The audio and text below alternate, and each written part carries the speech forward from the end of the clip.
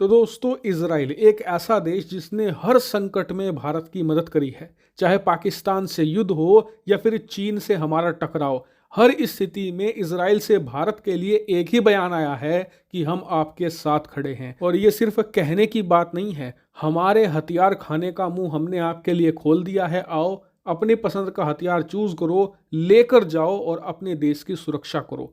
इस लेवल की फ्रेंडशिप निभाता है इजराइल। और अब वही इजराइल एक बड़े संकट में आन पड़ा है और उसके लिए उसने भारतीय मदद का स्वागत भी किया है। जी हाँ, इजराइल के जो भारत में राजदूत हैं उन्होंने कहा है कि हम इस समय एक बड़े संकट में हैं।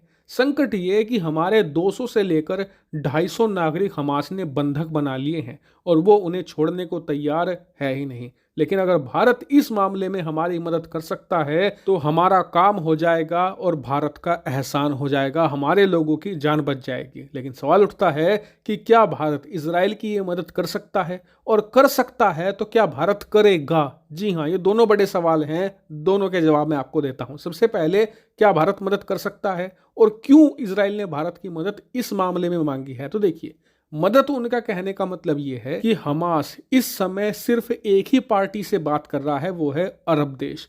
अरब देशों के संबंध पिछले कुछ समय में यूरोपियन देशों के साथ और अमेरिका के साथ बिगड़े हैं। यहां तक कि अब से एक हफ्ता पहले इस युद्ध के बीच में ही अमेरिका के फॉरेन सेक्रेटरी यानी कि अमेरिका के विदेश मंत्री एंथनी ब्लिंकन पहुंचे थे सऊदी अरेबिया में, सऊदी की सरकार से मिलने कि आप हमास को कहिए कि हमला ना करे और जो बंधक हैं उन्हें छोड़ दें।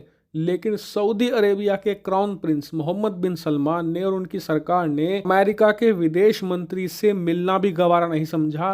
पूरा एक दिन, जी हाँ 24 घंटे होटल के कमरे में उन्हें इंतजार करवाया गया और उसके अगले दिन सऊदी अरेबिया सरकार के जो प्रतिनिधि थे वो उनसे मिले और बातचीत कुछ खास नहीं हुई। इससे आप अंदाजा लगाइए कि मामला कितना फंसा हुआ है। और इस वजह से हमास के कब्जे में 250 से ज़्यादा जो नागरिक हैं उनकी जान अटकी पड़ी है। ऐसे में इजराइल की मंशा ये है कि भारत के संबंध अरब देशों से बहुत ही ज़्यादा अच्छे हैं। यहाँ तक कि आप जानकर हैरान होंगे कि फिलिस्तीन की जो सरकार है, जिसमें मोहम्मद अब्बास वहाँ के प्रेसिडेंट हैं, उनके साथ हमारे क्लोज रिलेशन तभी से हैं जब से फिलिस्तीन बना है, यानी कि बहुत ज़्यादा पुराने संबंध हैं। और इतना ही नहीं, आपको याद होगा कि जब प्राइम मिनिस्टर मोदी इजराइल गए थे तो वो पहले ऐसे प्राइम मिनिस्टर थे जो इजराइल के दौरे पर गए थे।